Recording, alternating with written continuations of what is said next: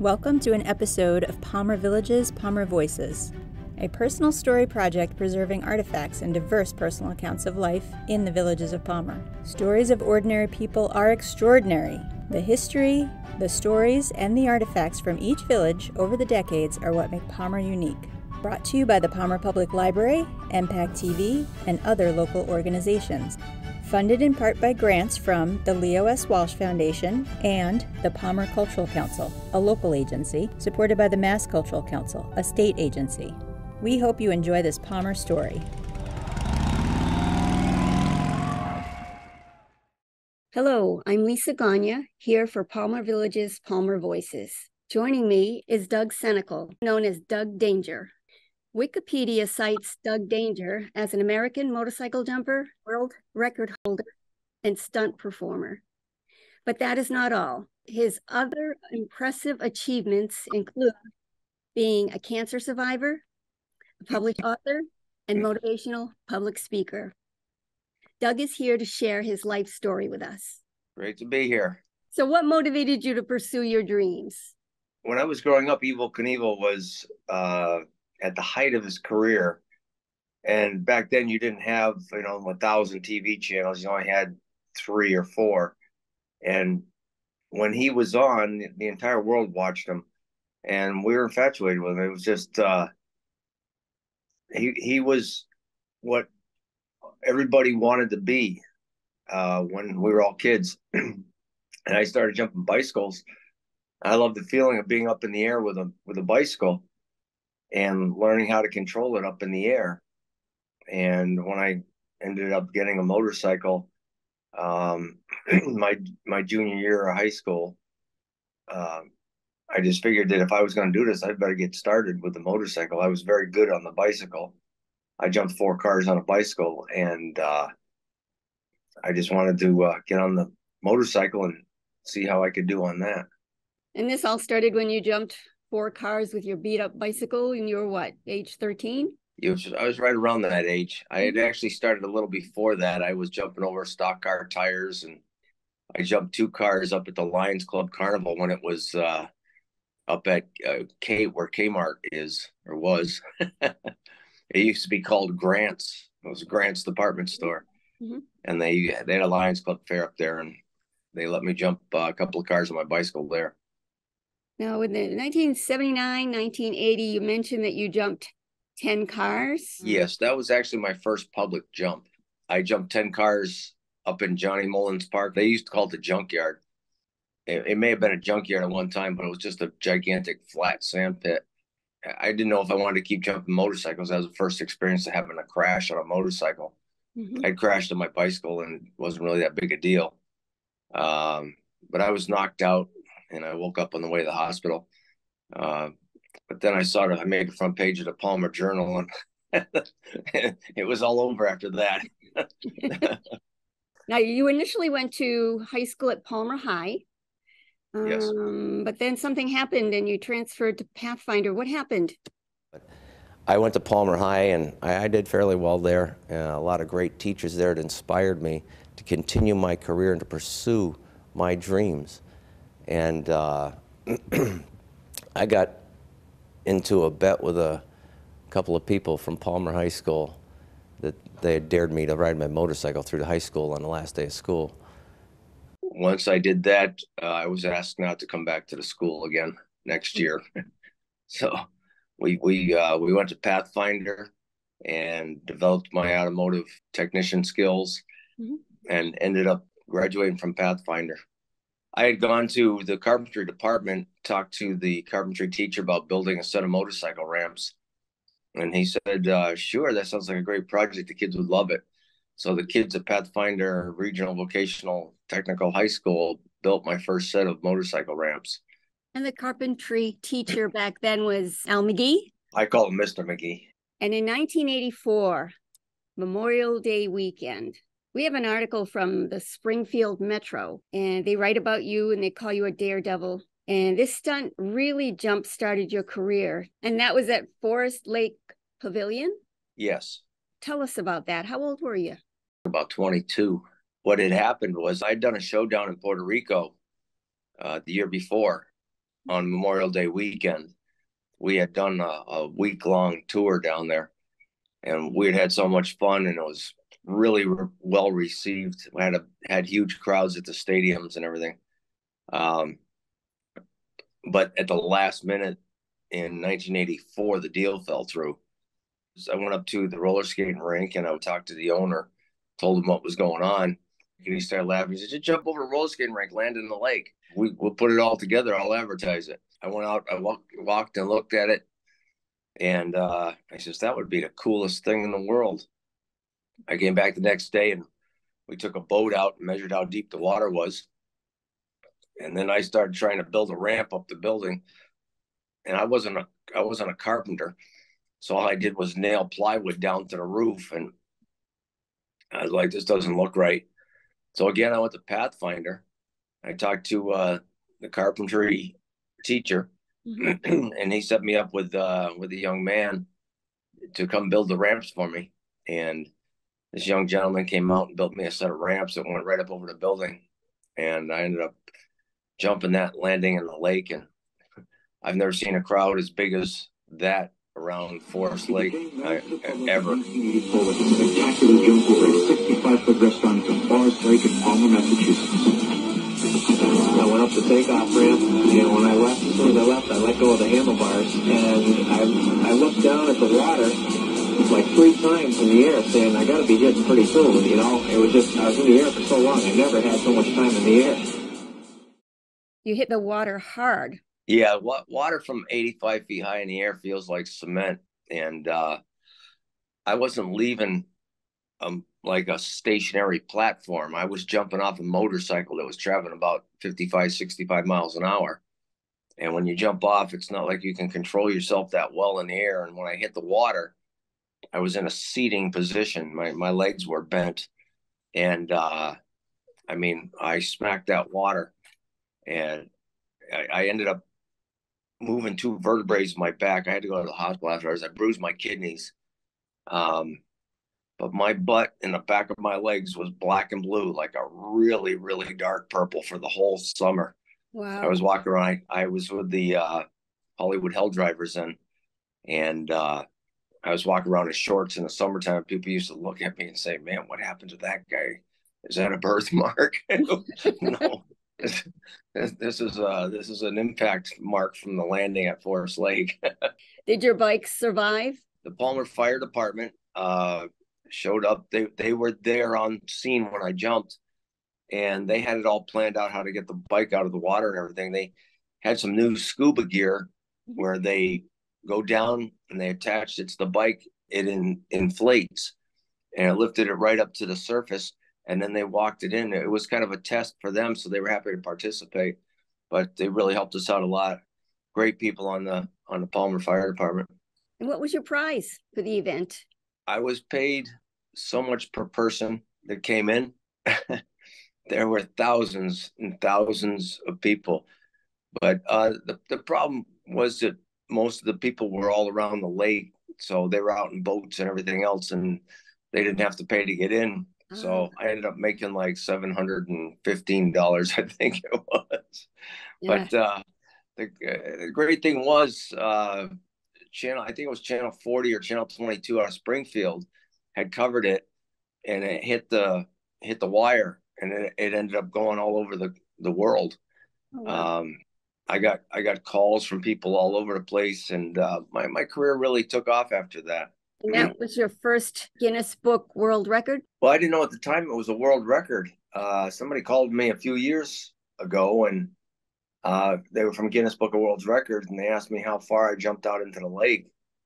And when I told them how far I went out into the lake, they said somebody else was trying to claim that they had a new world record jumping into water.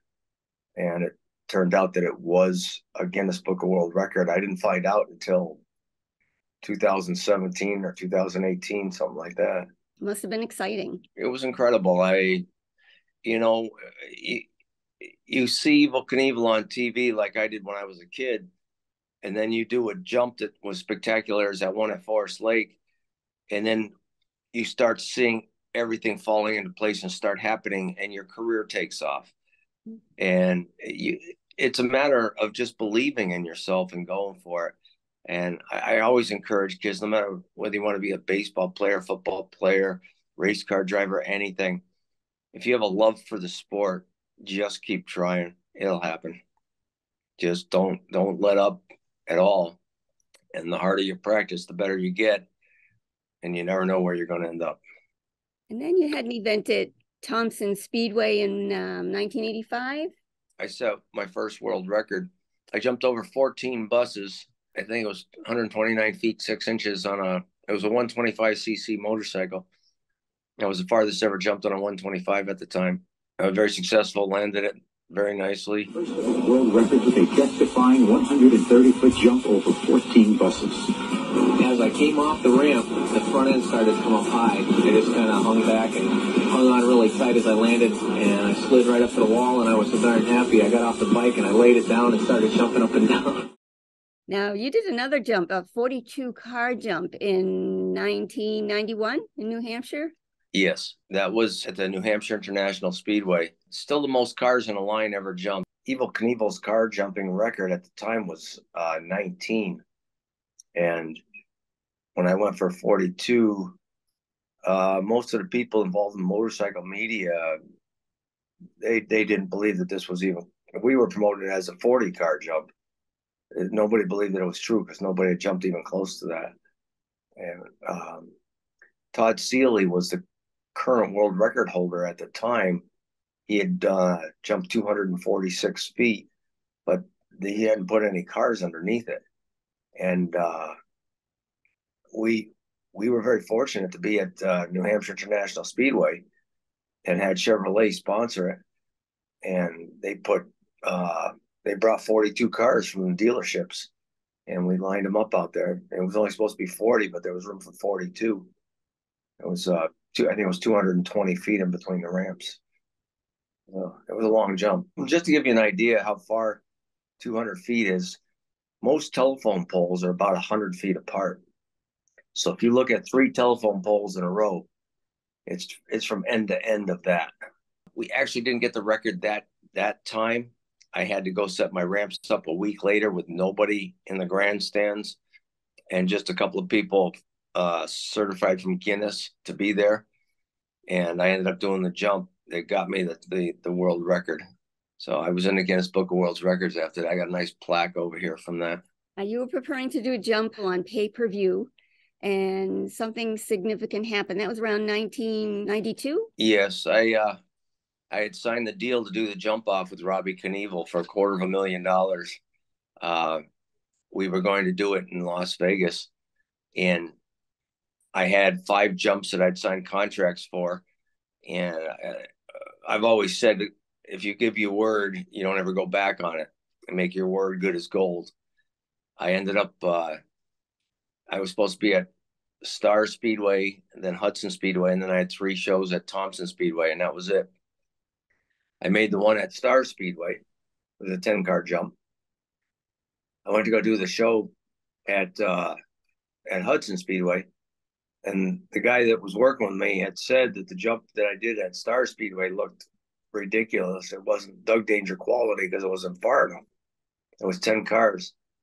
So we put 11 cars in at Hudson Speedway, and Hudson Speedway is smaller than Star. So we did the jump there. And I realized right away I didn't have room to get the speed and line up correctly. We'd actually set the ramps a little bit off center. So when I came at the ramp, I had to make a correction. When I got in the air, the bike went sideways. When I landed, I went over the handlebars, and just as I put my hands out, to hit the ground, I ended up hitting a cement wall head first. And then the bike plowed into me from behind. I actually died out on the track. And this wonderful lady came out of the audience, did CPR on me, kept me alive. I was dead a lot longer than I should have been. And she actually got me back breathing again, got my heart going again. I ended up breaking 17 bones on that. I was in a coma for a month, and I had to learn everything all over again. It was one of the toughest times of my life. Coming back with no memory, I actually had to grow up all over again. When I say I lost my memory, when a phone was ringing, I didn't know why I was making noise. I had to learn how to speak and walk and talk. I had to learn everything all over again. Needless to say, I ended up losing my jump off with Robbie Knievel. They had to get a replacement for me. And they actually wanted me to file for permanent disability at the hospital.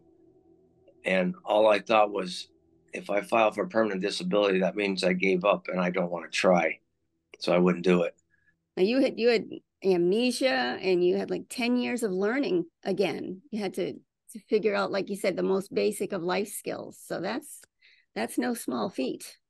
Well, I was like a baby. And the weird part is I understand bullying really bad because when you're 30 years old, but you have the mentality of a 4 or 5-year-old or 6-year-old, and my age mentality slowly went up as I learned things again.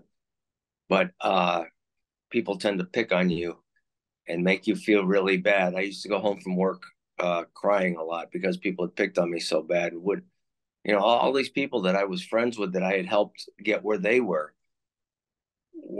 not many of them were helping me. There was only a couple that were helping me. I just didn't understand it. In my life, whenever I can help somebody get to another level in life, I feel that's not just my job to do it. It's a priority. I have to make sure that anytime you can help somebody take some steps up in life and get themselves in a better place, you have an obligation to do that. And I was never hurt so bad as when some of the people at the place where I was trying to learn how to sell motorcycles again were making fun of me and setting me up for pranks rather than helping me. I had one guy there, name was Mark Pluta. He was the mechanic at the bike shop at the time, and he stuck up for me all the time. And he was just a great person. And that's why he was such a great mechanic too. He's the one that built my world record motorcycle. Mm-hmm. My motorcycle had different tranny gears in it. The transmission had a higher fifth gear in it.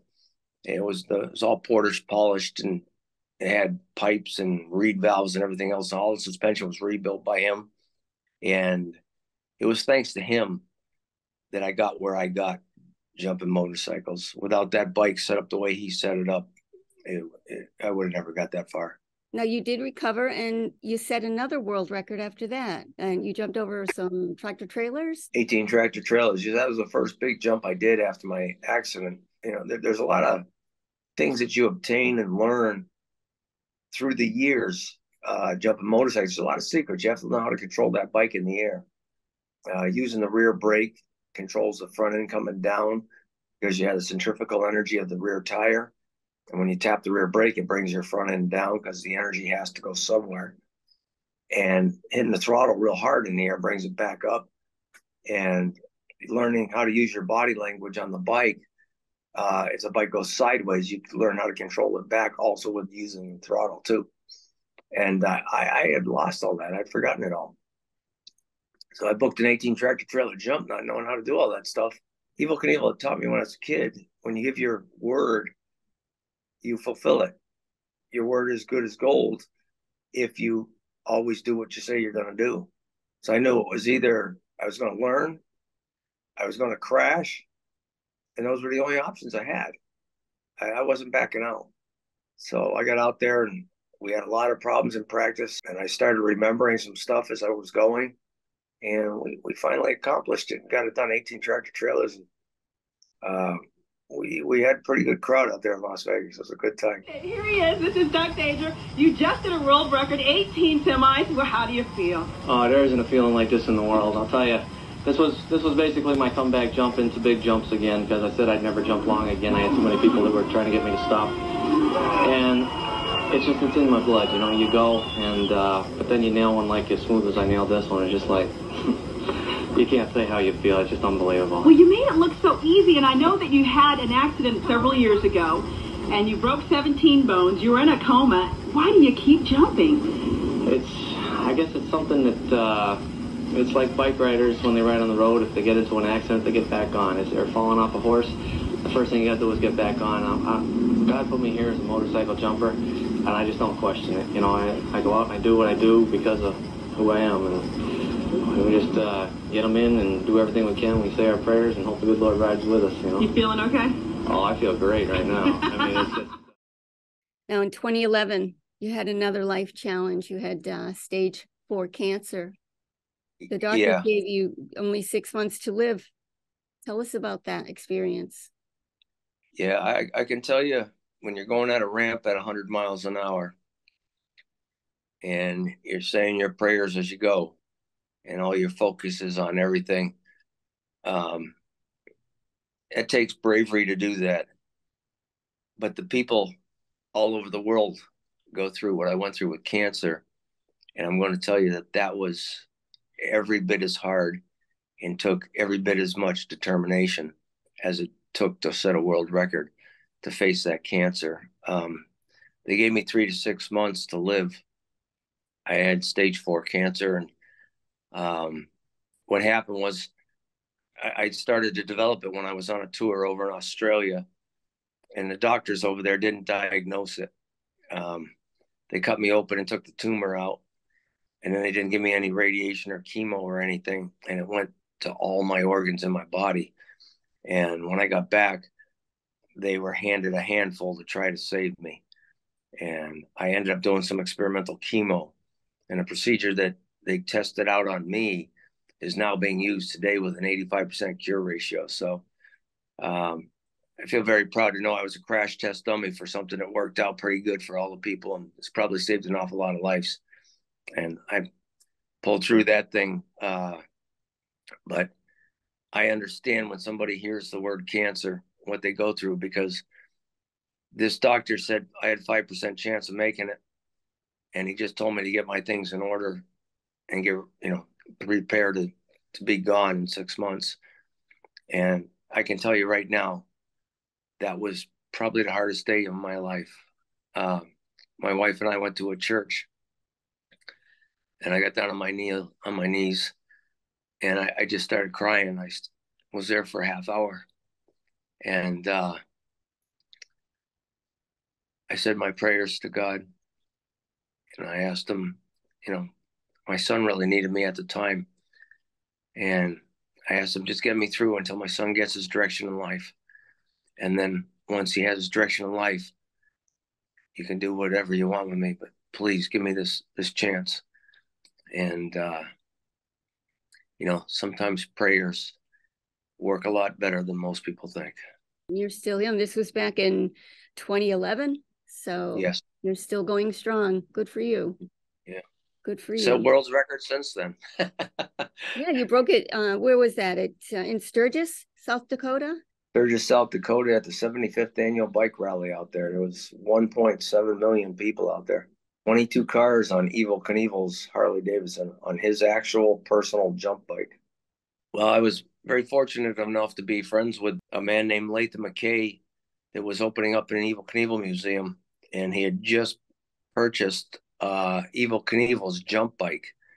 We went over, we looked at it, and as soon as I walked in, it's like a chill went through me. This was the motorcycle I saw on Wide World of Sports do all these big jumps and just all the fantastic things that I saw my hero do as I was a kid. So then he asked me, he says, go sit on it, see how it feels. I couldn't believe he just let me sit on Evel Knievel's bike. And finally, Lathan goes, how does it feel? And I turned around, I looked at him, I says, the word fear does not exist in my vocabulary. And that's an old famous Evel Knievel line. Everybody started cracking up. I told him, I says, if you ever want to see this thing fly again, I says, make sure I'm your man, either me or Robbie Knievel. And he goes, if anybody, you'll be the only person, but I paid $350,000 for this bike. It's never leaving the ground again. It was about 2 months later, he called me up and says, are you serious about jumping that bike? I says, well, heck yeah. I got people offering a lot of money to see you do it. So we ended up going to Austin, Texas, and jumping over 15 cars. And then the man from the Buffalo Chip out in Sturgis was there and came up to me and said, I hear you want to break the world record on this. I says, yeah. He handed me a card. He says, give me a call. Let me know what it would take to put it together. We ended up going out to Sturgis, and I jumped 22 cars. It was a jump that Evil had missed. And I don't call it setting the world record. I call it finishing the jump for my friend Evil Knievel. Now, you published a book titled Doug Danger, Dare to Dream. Now, in the book, you talk about your fears. One of them is about being afraid of rattlesnakes. I think everybody's afraid of rattlesnakes. They were supposed to have 2,000 rattlesnakes, but they had a really dry season. I guess dry seasons, rattlesnakes were down into the ground where it's cooler. And they only ended up coming up with a couple of them. But it only takes one to put that bad bite, that will kill you. So I had somebody saying, "Hey, what's the deal? You're supposed to have 2,000 rattlesnakes." I said, "Well, jump in the pit and see if it's as dangerous as the 2,000. Oh, no, I'm not going in there. Another fear you mentioned is having regrets. Well, my whole deal in life is don't get to an age where you can't do things anymore and look back and say, I sure wish I'd done this. It's a lot better to do your things, get it done. And when you get done, look back and say, look how great this was. I'm hitting that point in my life where I may be done jumping. Unless I've got one more jump I'm trying to do, but if I'm finished, I've accomplished an awful lot with jumping. I've had so much fun. I've set world's records, and my life is on the line when I'm jumping my motorcycle. But the deal is, if you practice and you keep practicing, you get good. It doesn't matter what it is. Now, I noticed in the beginning of your book, you have the acknowledgments section, and that section is 7 pages long. 7 pages of people. It's hard to narrow it down to just a couple. One thing in life that I've learned, you don't become a pro football quarterback all by yourself. You don't become a world record motorcycle jumper all by yourself. I got to be the star out in Sturgis, but there was over 100 people that were involved in making that 1 3-second motorcycle jump out there. There's so many people in my career that I could sit here for an hour talking about them. I can't mention all of them, but I'm just going to say that they all know who they are. They all know what they did, and they're part of history. They helped me obtain some fantastic things in life. It couldn't have happened without them. You said you had a cousin that ran for senator, and tell us more about the story when he was campaigning. He went to the old house I used to live in, and he goes, hi, my name's Steve Hall. I'm running for state senator, and I appreciate your vote. And the guy says, okay, if you have any information. So I give him some information. And he goes, I don't know if you're aware that Doug Danger used to live here. And he goes, oh, yeah, the police have come by and told me all the stories about him. I wasn't a bad boy, but I was a mischievous type kid. Now, your mom still rides a motorcycle, right? Yes. They call her Mom Danger. She's 84 years old, and she's not riding some little tiny motorcycle. She's got a big lowrider Harley. And she's only about, I don't know if she's 5'2" or 5'4", but everywhere she pulls up, everybody they just start laughing. It's like, what are you doing on that bike? But she still rides great. She does about 150, 200 miles a week. Now, currently you're doing motivational speaking at high schools and civic and community service organizations and corporations. What is your message? Well, it depends usually on the event that's going on. When I do them in the schools, it's the biggest thing for me is I can't believe that a lot of kids have no dreams. They don't have, if you ask them what their dreams are, nobody knows what they are. I'll tell you what, when I was 11 years old and you asked me what my dream was to be, I wanted to be a motorcycle jumper. I was going to be the best. And I try to encourage people to have your dreams, because when you have dreams, that's the first step in becoming what you want to be. And you can be anything. I don't care who you are or where you're from. You can be anything that you want to be. And the other part of my speech with the schools is the only thing that can get in the way of your dream, and will ruin your life is if you get involved with drugs. There's only one way to go with drugs, and that's downhill. Best way never to have a bad episode with drugs is to just never even try them. Just stay away from them. And there's a way of having a high in life without doing drugs, without drinking, without doing any of that stuff. And that is find something you love to do, figure out a way to make money at it, and then go make a living doing it. And then you'll never work a day in your life. And it's so rewarding. It gives you a great feeling. I mean, that's my high in life, is riding motorcycles and just having fun. If you just need to find what it is that gives you that natural high. Stay away from the drugs because they're addictive and they kill. And it's a terrible road. I lost my best friend the year we graduated from high school. And I can tell you right now, when I went to his wake and I looked into the casket and saw him lying there dead at 18 years old, it had a tremendous impact on me in my life. I always do a drug speech before I jump also. So I want kids to stay away from drugs. These are the ones with the speeches that I do in the schools. Anytime we do corporate speeches, it's about taking that extra step to go one step farther than you've ever been. Yeah, it's called leaving your comfort zone. You may be at a certain level in your job. Envision what it would be if you got to the point where you took the next step to the next level. Whether you think you can do it or not, you can. Somebody told me one time, he says, if you think you can, you can. If you think you can't, you can't. So just stay positive, stay saying, yes, I can, and keep moving forward. And that's what the corporate speech is all about, taking that next step and bettering yourself in your area or your field or whatever you do. You're also a world traveler.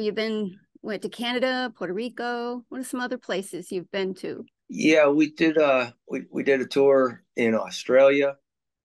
That one got dashed with a little bit of bad luck. I broke my leg over there, and that's where I came down with cancer. But beautiful country over there. We had a lot of fun. And we did shows in Canada, Puerto Rico, and I've been all over the United States. Can you talk a little bit about history and about pursuing great achievements, and you market yourself as unique. Tell us a little bit about your philosophies on those things, if you can. The biggest thing that people have to understand is, like, again, when I had my head injury, I just wanted to be normal. I was mentally handicapped because of, my head injury, and I just wanted to be normal. But what I learned through that procedure is what is normal.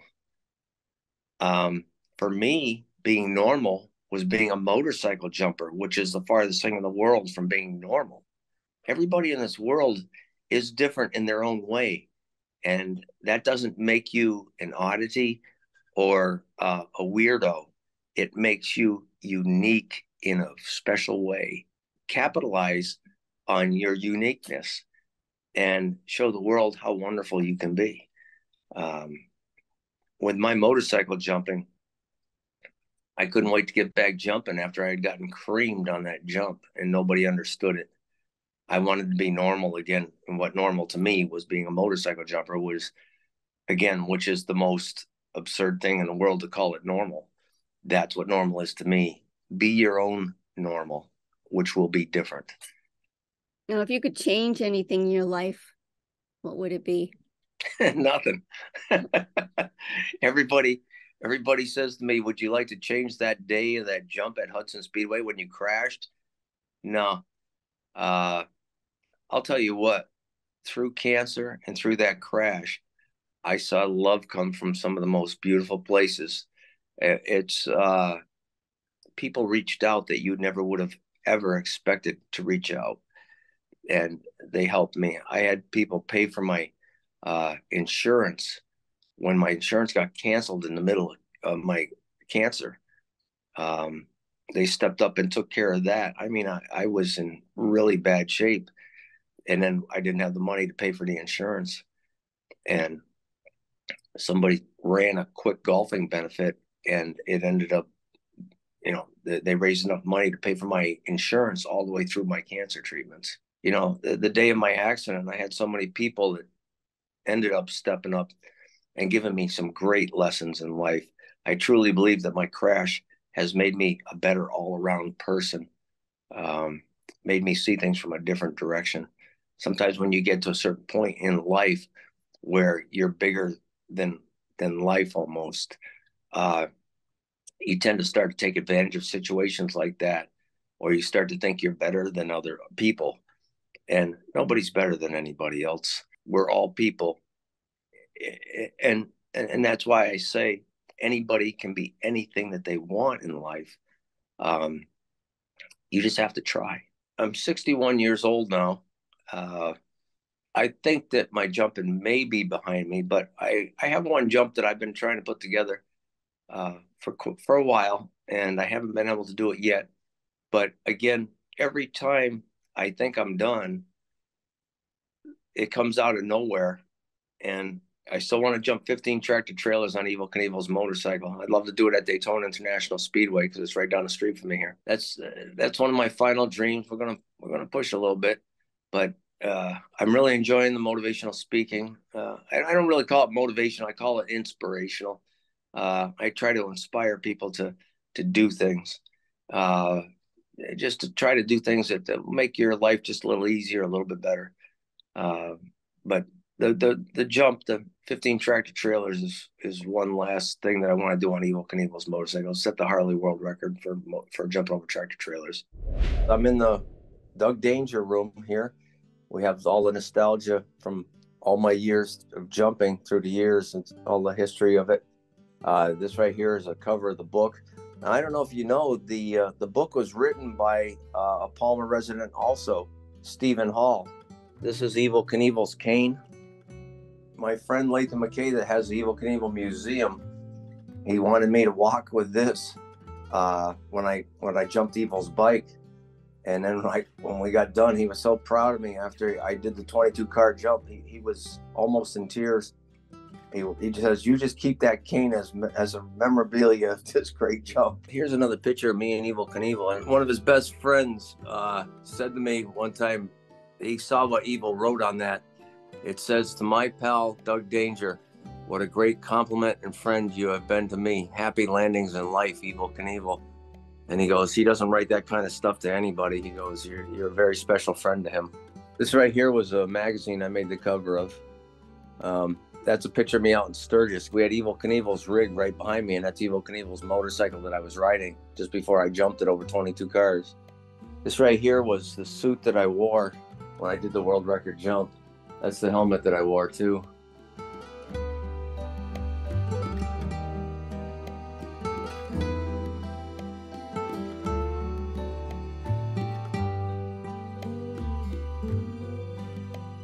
This is a beautiful suit. This was made by Vance and Leathers. They've sponsored me my whole career since 1980.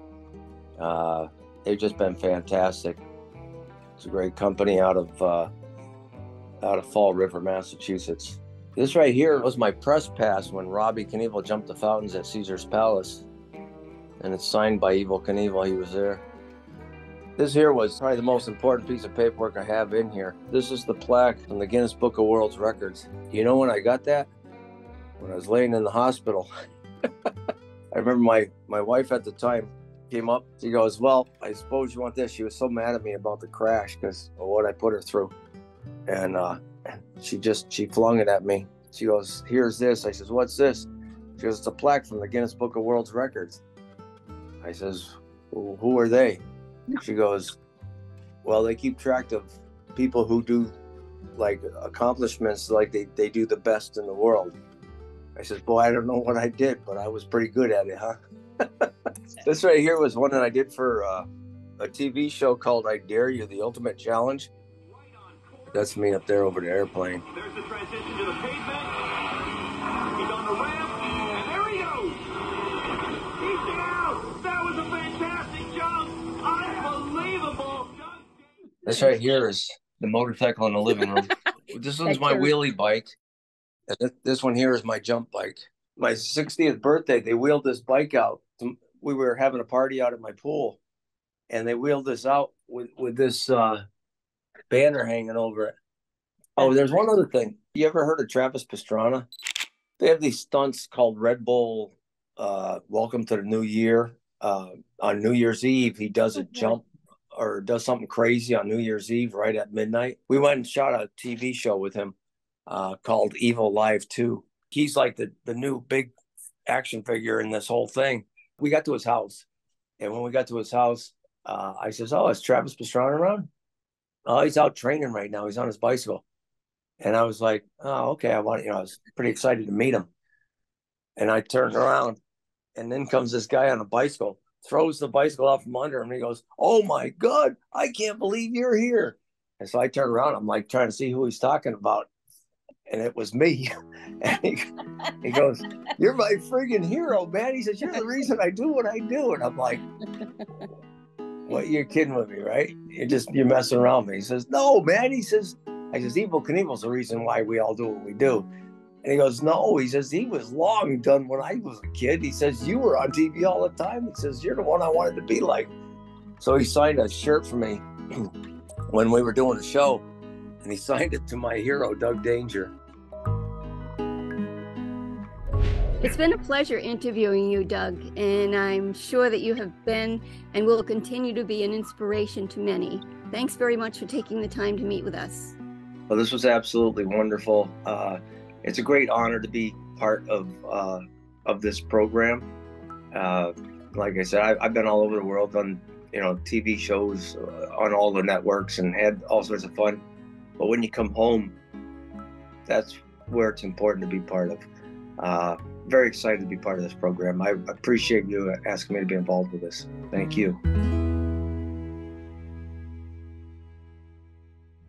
This has been another recording of Palmer Village's Palmer Voices, brought to you by the Palmer Public Library in collaboration with the Leo S. Walsh Foundation, MPAC TV, Palmer Historical and Cultural Center, Palmer Historical Commission, Palmer Cultural Council, Mass Cultural Council, and Elbow Plantation Historical Society. To become a part of tomorrow's History Today, contact the Palmer Public Library to share your Palmer story.